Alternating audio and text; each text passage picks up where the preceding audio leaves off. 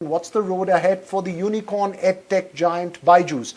In a strong statement, one of its big investors, Netherlands-based Proces, which owns close to 10% of Byju, said the company's leadership, quote-unquote, regularly disregarded its advice and that the company's governance structures failed to grow with its scale of business. This comment comes close on the heels of Byju's vacating its biggest office space of over 5 lakh square feet in Bengaluru, one of its 3 office spaces in the city. It's asked employees to work from home or from other office spaces, according to reports. While reports that its lenders agreeing to alter terms of a $1.2 billion loan came as a breather for the iconic startup, concerns amongst its employees and ex-employees who were laid off seem far from over. Millions of parents and students who invested in the products to have serious worries. So what's next for Byju's? Joining us this evening, K Ganesh, one of the big names in Bengaluru's startup circuit, serial entrepreneur and founder of companies like Big Basket and Tutor Vista. Also Rishabh Bhatnagar, correspondent of BQ Prime. And also with us this evening, Ziaur Rahman Nomani, former area business head of Byju's, one of the employees who was laid off. My first question to you, Mr. Ganesh, what do you make of the Proces statement? Usually big investors don't make such strong statements in public as it would affect the valuation of companies. What's the sense you're getting of this kind of a statement? What could have provoked it? Yeah, it is really unfortunate because Proces is a large investor and a very big part of the Indian startup ecosystem, having invested in multiple unicorns. This is very unusual because this is something that's handled in private in the boardroom, intersay between the investor, the board member, the entrepreneur, and other board members that is there. So I don't know what led to this, but I wish it had not come to this level. I've not seen this before happening. Clearly, the fact that Byju's had governance issues is known. Not only them, the other 2 investors, directors also resigned. And they have acknowledged it also in some sense. They have also taken steps to get advisory board members like Mr. Mohandas Pai and others to help them. So clearly they need to put their house in order. Having said that, I really wish this was not done in public because kicking someone when he's down is not good. What we must really do is separate some of the issues. Clearly there is a governance issue. There is a mismanagement issue. The fact that independent directors should have been on the board, all that is clearly, Byju's need to learn, correct, and take corrective steps and come back. But things like lower valuation now, writing down of valuation, layoffs is a signal of the entire sector. It is not only Byju's. All the Edtech companies are going through that. All the startups are going through that. So I only wish we separate the issues, hold them accountable. The fact that they have not been able to finalize the financial results is unconscionable. Okay, right? That's you cannot accept it. Right. It cannot be wished away. So they need to correct it. But there are certain other things which are more symbolic of what's happening in the environment and this. So we should not hold them responsible. I hope they come out of this stronger, take very strong corrective action and come out of it because it's systemically very, very important startup given the size and scale of this startup for us. Systemically, a very important startup, both psychologically as well for that community. Quickly, Rishabh Bhatnagar, what do you think the road ahead for Byju's is? I think the investor scrutiny will definitely grow with a large investor such as Proces saying what it said publicly. It will quickly now, I think, have to reconstitute its board now that it's a purely family-run board with only Byju, his wife, and his brother on it. I believe that there will definitely be a lot more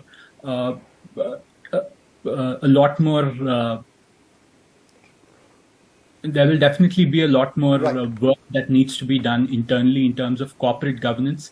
And also, I think the statement by Proces comes right now because it would also come as a rebuttal to what Byju said when these directors had resigned. Byju had said that these directors are resigning because their shareholding had fallen below the minimum required threshold as per the shareholding agreement, which Proces has completely now denied. All right. Interesting point that you make there. Quickly, Mr. Ganesh, quickly, what do you make of the road ahead and what's the real impact as far as the psychology of the entire startup community is concerned with Byju's vacating a huge office space and this kind of indictment coming from one of its big investors? No, the indictment is, like I said, unfortunate and really is more concerning. Vacating a large space, markdown of valuation by some of the investors in their books is all par for the course. We saw a huge euphoria, run up to valuations, lot of free money chasing, all that happened. Like it happens with all cycles, it has happened with the public listed stocks, tech stocks, both in India and US have gone down dramatically. So that I'm not concerned at all. It will come up. This is up and down cycle. Neither the huge euphoria and the high valuations were justified, nor is this gloom and doom fully justified. It will come out. Psychologically, it's very important because it's the largest startup in terms of valuation, globally also in terms of Edtech, and it's very, very important education service that they are providing to students. So I really hope it comes out of it, but I would not attach too much to the valuation markdown or layoffs.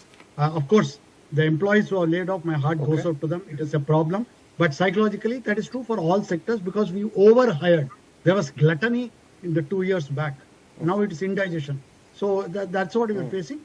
Par for the courts, not for the individual who was laid off. Heart goes out, but otherwise for the system, I don't read anything to it. But I really wish this washing dirty linen in public, process making a public statement, I wish it could have been avoided. This is not the first time. In any large company, the entrepreneur, the investors, various investors, board members will have divergent views.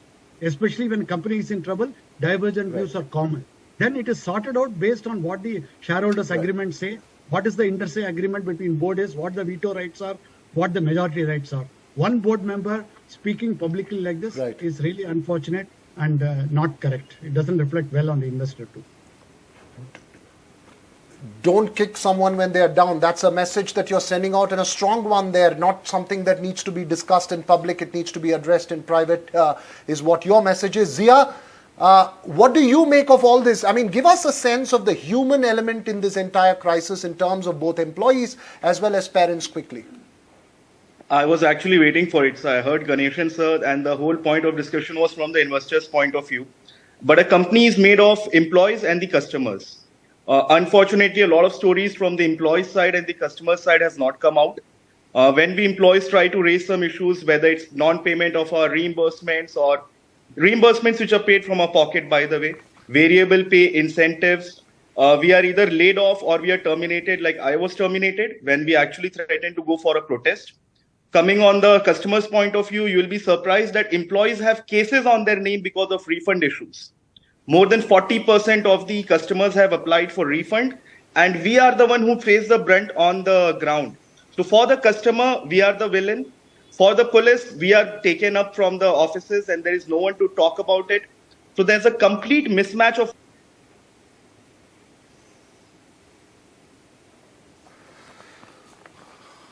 we seem to have lost Zia there. Unfortunately, he was making a very important point. Any quick word there, Mr. Ganesh?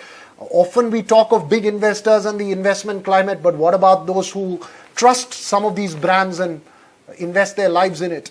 Very quick comment. Absolutely valid point that he was making, both from employee and customer point of view. It is a very sad story. Personally, they have paid money, which is not getting reimbursed. Personally, they are being caught up by police, which is there for doing a company job. And both of which is very, very unfortunate.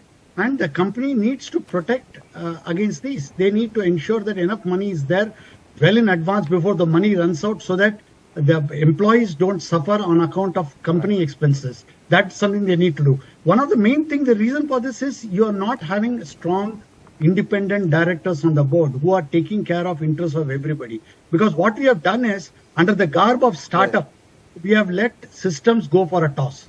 Publicly listed company, people insist that, SEBI insists that 1/3 of the directors should be independent.